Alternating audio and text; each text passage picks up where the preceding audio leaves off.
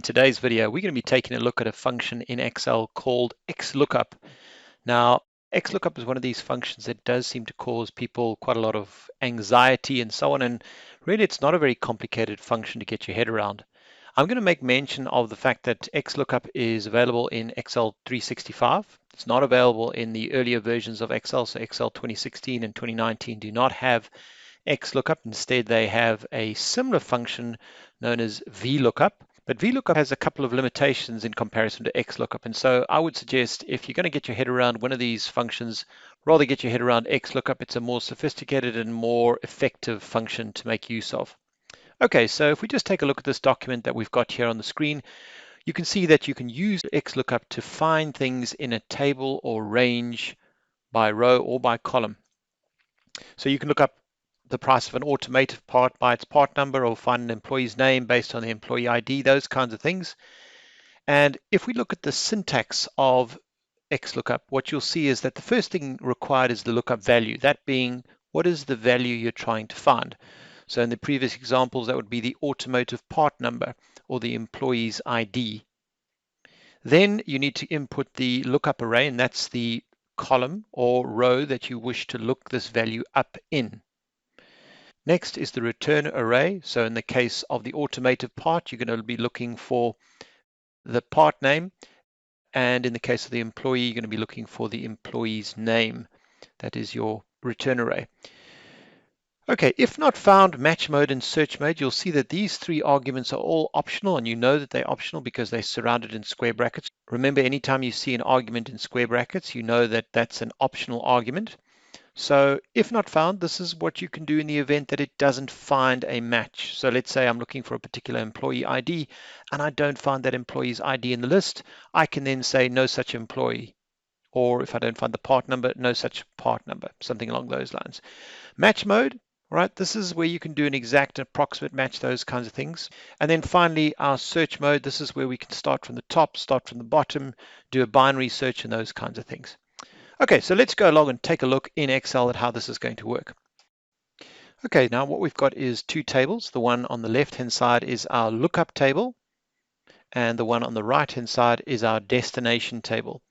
And so what we need to do in our destination table is we need to bring in some information from our lookup table. So I need to find the phone number for each of these email addresses in the corresponding destination table. And so what we see is that each email address has a corresponding phone number to the left-hand side, right?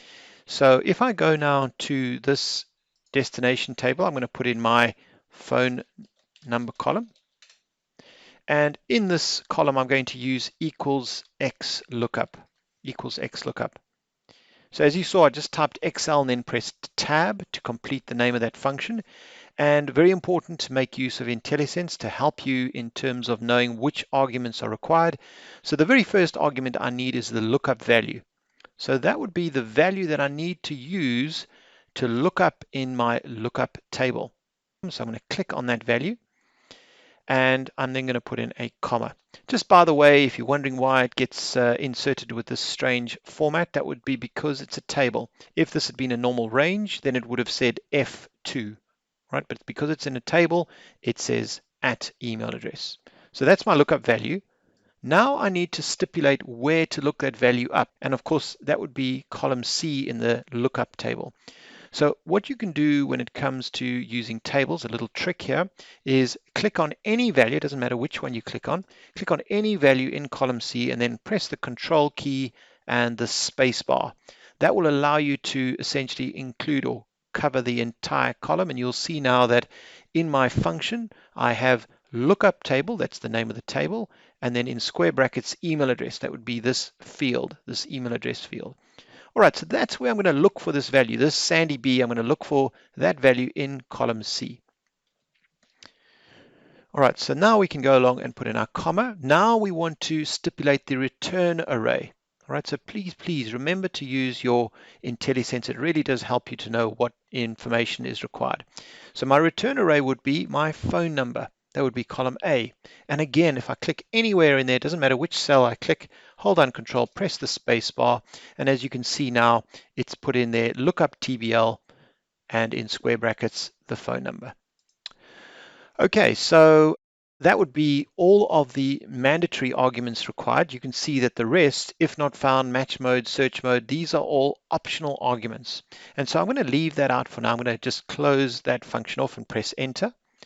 And as we can see now, I have got a return result for each and every single one of my email addresses. Now, what would happen in the event that one of these email addresses was missing or perhaps was typed incorrectly? So if I go along and change this John D and change it to John B, for example, press enter. All right, and if we take a look now at the situation, we can see now that John D, his email address was not found. And so we get this rather unpleasant NA, not available result. So if I go along and modify that function, and after the return array, put in a comma and say, if not found, I'm going to say no such email address, close quotes, and I press enter. And as you can see now, having done that, it goes along and puts in this wording, no such email address found. Okay, so that in a nutshell is the basics of XLOOKUP. It really is a very useful function for looking up one value against a table and returning a corresponding column. Just to finish off in terms of these other arguments, you'll see that we have match mode. So by default, the match mode is exact match. In other words, it will look for precisely a particular value. You also have other options like exact match or next smaller, exact match or next larger, and also wildcard character match. So if, for example, you're trying to find, things that begin JO, then you could write JO and use a wildcard. All right, we'll cover that shortly. All right, so I'm going to put in 0 as an exact match for now. And then finally, the last argument is the search direction. Do you want to start from the top and work your way down? Do you want to start from the bottom and work your way up? Or do you rather want to split this data into sections, into halves, and do a binary search sorted A to Z or Z to A? So binary search is a slightly more specialized situation. Typically, we wouldn't need to do that. Most of the case, we're just going to go along and choose number 1, search from the top, and try and find the first corresponding value. Just a thought or comment on that search direction. Let's say, for example, you were having information added to a table, and so the most recent information happened to appear at the bottom of the table. Well, in that case, what you might elect to do is search from the bottom upwards so that you bring the very most recent value. So if, for example, every week I get a new update, I want to get the most recent value that's for a particular entry, I could search from the bottom upwards and that would give me my most recent. Okay, so that's your standard XLOOKUP function. Okay, for this next exercise, what we're going to do is use XLOOKUP to find a closest match. And so what we've got is a number of students with their test scores. Off to the right-hand side, we've got this table with the associated grade. And essentially what I need to do is I need to allocate a grading to each of the students. So what you can see straight away is that there's not an exact match. So for example, Jermaine, 64%, we don't have an exact score of 64% in the table on the right-hand side. Just one other thing to point out, these two tables are actually not tables, they're just standard Excel ranges. And so you're going to see a slight difference in this example, where instead of putting in the column heading, it's going to rather refer to the cell range itself. All right, so what we're going to do here is, again, I'm going to use equals XLOOKUP. And this time my lookup value is going to be my test score. So I'm going to look for that test score in this range here. So you can see straight away that it is obviously going to use E2 to E8. Now folks, please remember, this is where you're going to need to make use of your absolute reference, $E, $2 to $E, $8. Otherwise, as you drag the formula down, it's going to shift from E2 to E3, etc., and shift its way down, which you don't want. All right, my return array is going to be the grade. So that would be that column. And again, I need to ensure that it's an absolute reference. If not found, what I'm going to do is I'm going to say no, not found. I'm just going to say not found there. And this is the important part, this match mode for this particular exercise. So what we want to do is we want to find the exact match or next smaller item. In other words, for John, with his 45%, John needs to be allocated a grade of an E. So it needs to say, well, do I find a match for 45? No, there is no equivalent value. but the next smaller one is 40%. So I'm going to choose exact match or next smaller. And you'll see here that that's a -1. Now you can either type in -1 or you can simply select that option and press tab. All right, once again, we get the choice to search first to last or last to first. It doesn't matter in this particular instance. I'm going to just choose search first to last. Now, one thing just to point out, when it comes to using this technique, it is very important that your lookup table be arranged in descending order. So in other words, as you can see in mine, it's starting off at 95%, then 80, then 70. It's in descending order of that score. Okay, so now I'm going to press enter, and as you can see, it is correctly allocated John and E. And if I drag that formula downwards, we can see that Susie has been allocated an A, Asif has been allocated an A, Jermaine a C, Carl a C, and E there, and we've got poor Ian at the bottom who's failed. And if I was to go along here and change Asif's score to, let's say, 96%, you'll see that he gets an A+. Okay, so the last example of using XLOOKUP is with wildcards. And when it comes to wildcards, it's kind of like a joker in a deck of cards, right?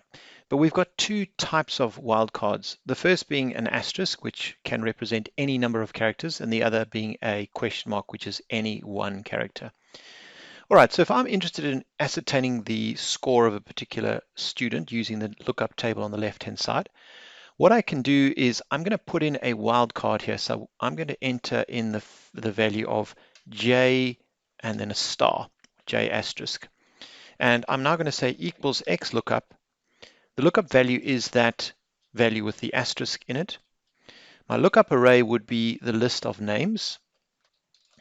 My return array is going to be the grade. If not found, I'm going to say not found. And this is where I need to specify in my match mode that I'm going to use wildcard. So there you can see wildcard character matches the number 2. So I pick number 2, and I'm going to simply search from the top first to last. Okay. Now, if I press enter at this point, if we look at the list, we can see that the very first name that complies with a J star or J in any number of characters is the word or the name John. And we're going to get an E back for that. So if I press enter now, we can see indeed I got an E back. If I was to go from the other direction, from the bottom upwards, the first name I'd encounter would be Justin. And so if we were to swap around that search first to last and make it search last to first -1 and press enter, we can see that indeed it's returned Justin's value. That would be this bottom one because it started at the bottom. Okay, so that's great, but what happens if I wanted to specifically look for John? I could go along and change this J star to be JO star, and that would of course find John because Justin does not comply with JO star.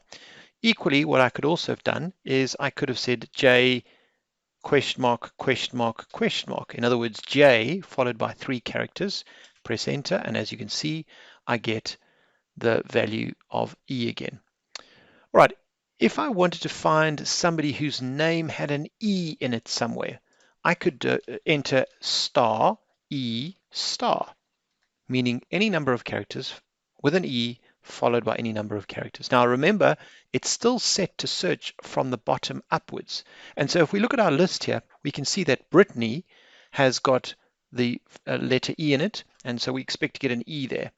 And indeed, that's what we get. Now, if I was to swap that around, the first name we encounter that's got an E would be Jermaine. So if I change that -1 back to a 1, we can see there we go for Jermaine, C. Okay, so we've now seen the 3 ways that we can use the XLOOKUP function, either with an exact match or with a nearest value or with a wildcard searching. All right, so hopefully that video has helped you out with understanding how to use XLOOKUP. It's not actually as scary as some people make it out to be. It really is a very useful function. So please do make use of that in your work. I think you're going to find it very beneficial. That's all for now. Take care. Cheers.